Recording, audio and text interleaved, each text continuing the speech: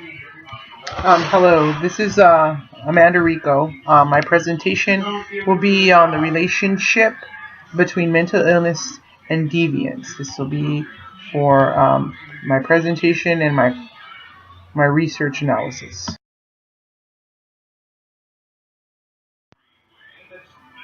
Okay, so what is mental illness? Well, we'll start with mental illness with what NAMI says. According to the National Alliance on Mental Illness, also known as NAMI, a mental illness is a condition that impacts a person's thinking, feeling, or mood and may affect his or her ability to relate to others and function on a daily basis. Each person will have a different experience, even from with people with the same diagnosis.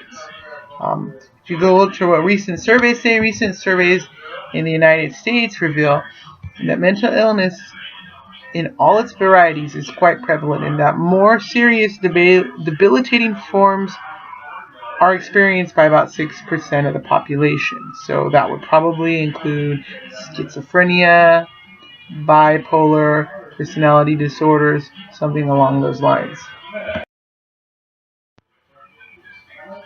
So a little more, some more NAMI statistics. Let you know that 1 in 5 adults experience a mental health condition every year. 1 in 20, so that's probably like things like depression. I think even ADD is starting to be considered a mental illness. 1 in 20 lives with a serious mental illness such as schizophrenia or bipolar. So that means, it's affecting a lot more people than we believe it does. In addition to the person directly experiencing by mental illness, family, friends, and communities are also being affected. Moms, dads, brothers and sisters. 50% of mental health conditions begin by the age of 14, and 75% of mental health conditions develop by the age of 24. So we're seeing it relatively in your younger years. If you will be experiencing mental illness, it usually shows up between 14 and 24. The normal personality and behavior changes of adolescence may mimic or mask symptoms of mental health conditions. So they're saying even more teenagers can go undiagnosed because, they're thinking it's teenagers being a teenager, but in reality, it's somebody who's mentally ill. If you look over to what,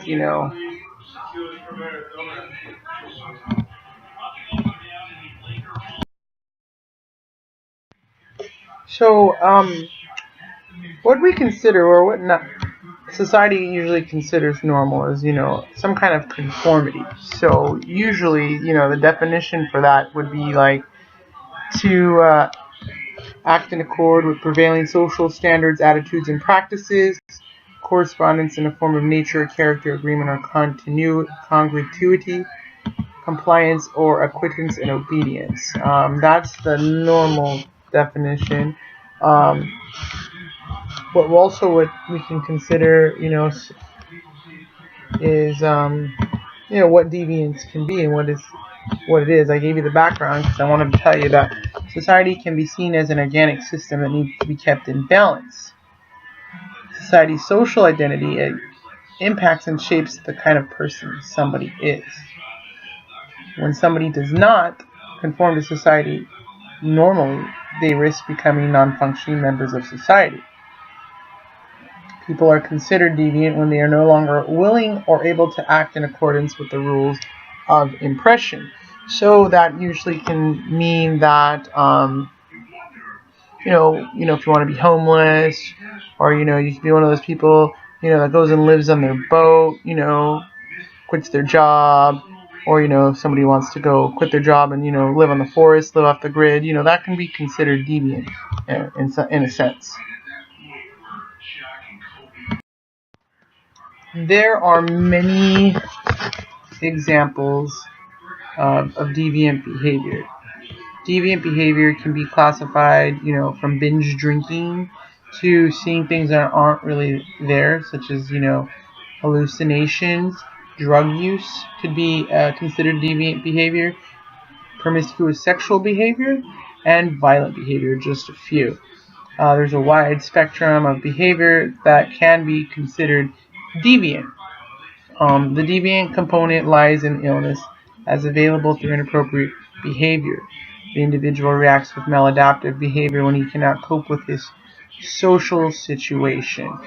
Such as the case with, the alcoholic who drinks, to ease his depression. Somebody who self-medicates can be considered acting deviant in that way. So the question, the research question that I chose is, does mental illness cause deviant behavior? I understand that deviant behavior and mental illness can be two completely separate things, but my question is mental illness, what's the relationship between mental illness and deviant behavior? Why does mental illness cause people to act in a way that society deems as, unacceptable?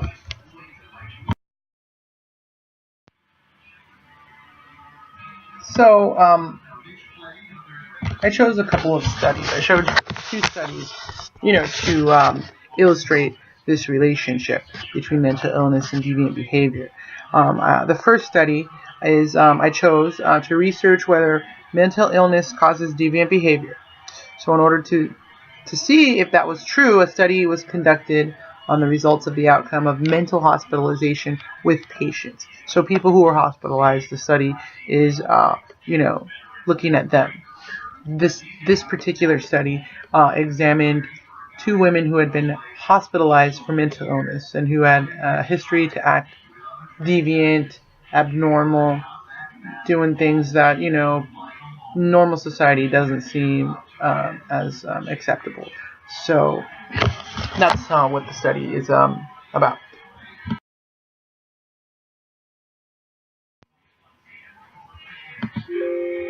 So, little background on the study. So, here's what we don't know. So, not much background is given on the women. So, we don't have any names for them. We don't have any age that's specified. We know that they're female, but no socioeconomic status is given. In fact, not much is given to them at all. No history about how long they've suffered from mental illness. No dates as to when they were first admitted. Nothing like that. The only thing that we do know is that they have families. So they have husbands and children. They've been hospitalized for mental illness at some time in their life, which can kind of be considered disruptive for a family when a parent has to leave the house because they're mentally ill.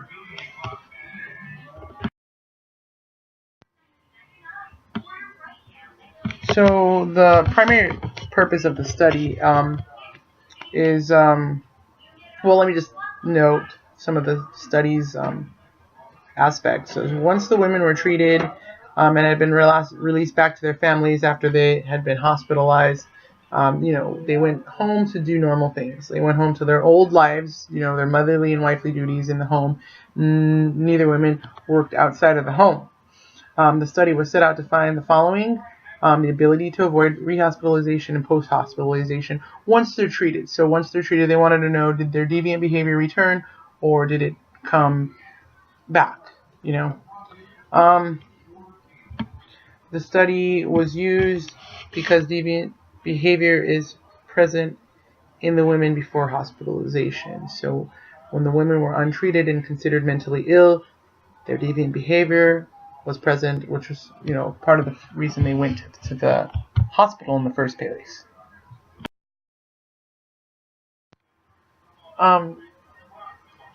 There's also a second study that I used. In this study, the relationship between mental illness and gun violence were researched. So they wanted to know if mental illness is what caused the deviant behavior, which in this case happened to be some kind of gun violence. Violent behavior, along with plethora of others can be categorized as a form of deviant behavior, as I had mentioned earlier before in the slides that were here.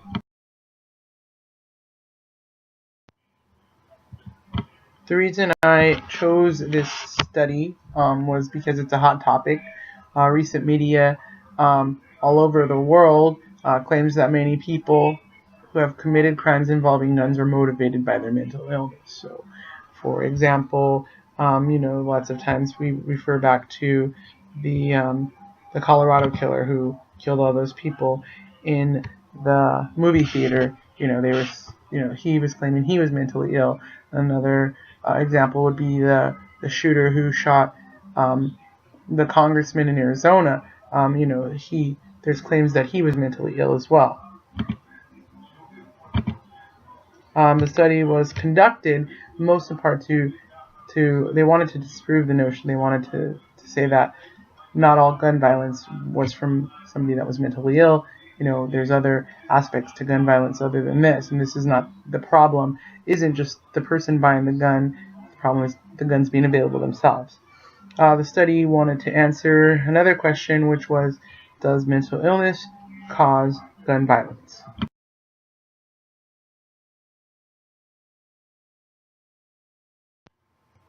So the methods used for the second study are as follows. So there was extensive research that was conducted by a group of people for psychology, public health, and sociology literature that addressed connections between mental illness and gun violence between 1960 and 2014. Historical research on violence and mental illness and American gun culture was also reviewed. The study wanted to answer, does mental illness cause gun violence? Is that the biggest concern in gun violence?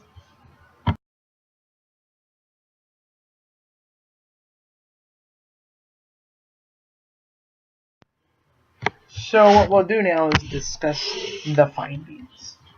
So what they found out in the first study, the one about the women who had been hospitalized, the study found that the women exhibited deviant behavior before hospitalization, which was obvious. Why else would they go to the hospital if they weren't acting deviant or abnormal? So, like I said, it didn't say what kind of abnormal behavior it was. It was just enough. It was just abnormal enough to be seen to be seen by a doctor. The study found, however, once post-hospitalized women, despite being hospitalized for a mental disorder at some time in their lives, were able to live socially acceptable lives and were even able to live functional lives as wives and mothers once they returned home. The study also found that even though the women suffered from some type of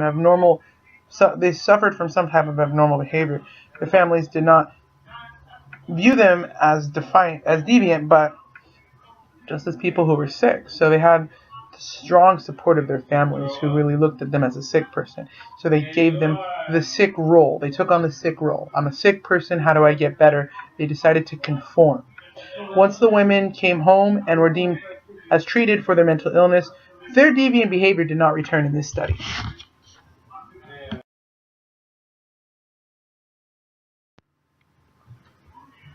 Based on this study, there is support to believe the women's deviant behavior was caused by mental illness and nothing else. Once again, status and background was not given. In this particular case, the clear relationship between the women and their deviant behavior was their mental illness.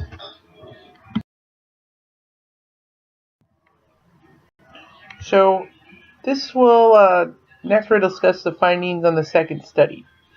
So let's start with a quote. According to psychiatrist Paul Applebaum, fewer than 3 to 5% of American crimes involve people with mental illness, and the percentages of crimes that involve guns are lower than the national average for persons without a diagnosis of mental illness. Links between mental illness and other types of violence are similarly contentious among researchers who study trends.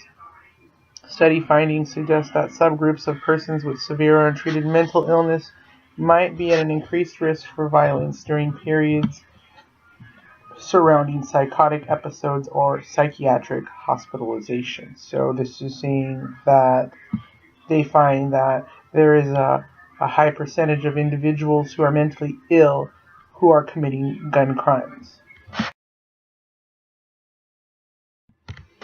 So, based on these findings, one can believe this supports mental illness. If it goes untreated, the patient is at risk for deviant behavior, which includes committing violent crimes.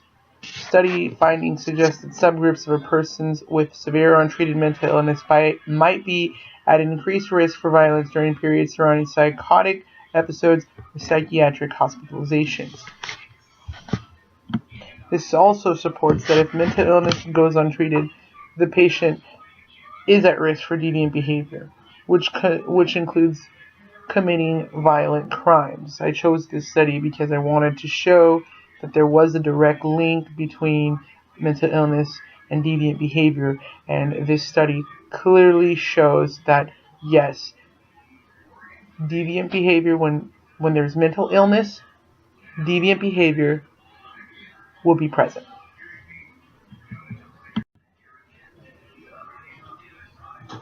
So my concluding thoughts regarding the entire research is this is what I've come to the conclusion. If the patient is left untreated, that can mean he will experience episodes of mania and depression, which could lead to deviant behavior. In mania, the individual suffers from psychomotor excitement, and if frustrated, he may easily become violent. However, it doesn't necessarily mean that a person will always exhibit deviant behavior if mentally ill. With the right type of treatment and emotional support, a person suffering from any kind of mental disorder has the ability to live out a normal life. As proven with the first study with the mothers and the wives that returned home once they were hospitalized. Mental illness is very serious and should be treated as soon as possible because many people have been able to live out a normal, decent life even though they've been struck with mental illness.